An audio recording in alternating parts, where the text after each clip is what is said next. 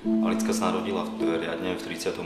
týždni, kde mala 2260 gramov, s tým, že bola narodená koncovom pánvovým a pri pôrode bola resuscitovaná, mala pohľadený bedrový kĺb, kde následne po komplikáciách pri pôrode bola dvakrát operovaná na herniu, kde pri jednej operácii jej operovali aj ovárium, s tým, že má hydrocefalus.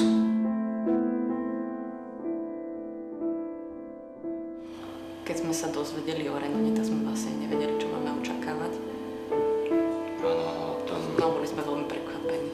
Boli sme veľmi prekvapení s tým, že ako tým Renona celkovo funguje, akým spôsobom nás nasmerovali, akým spôsobom pracujú s deťmi. Je to úplne maximálne profesionálne. A ako náhle sme mali akýkoľvek problém, tak vždy sa vyriešil čo najrýchlejšie a nie je to len o tom, že o tom rehabilitačnom pobyte, ale je to o takej spoločnej spolupráci aj naďalej, aj keď sme doma. Tak, kolektív je tu veľmi príjemný, všetci sú veľmi ústretoví, milí.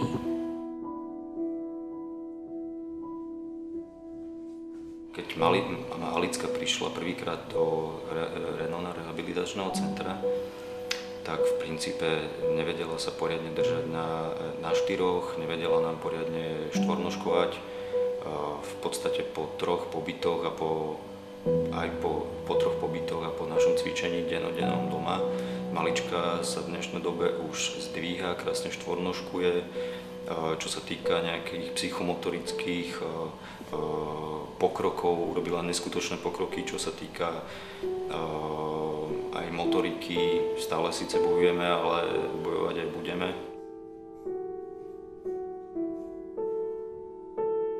Keď sa jednu nedeľu zobudil a videl som stať moje dieťa v postielke, bol pre mňa úplne jeden z najlepších zážitkov v mojom živote a dúfam, že to pôjde aj naďalej a Alicka bude mať možnosť vidieť svet zo svojich nôh.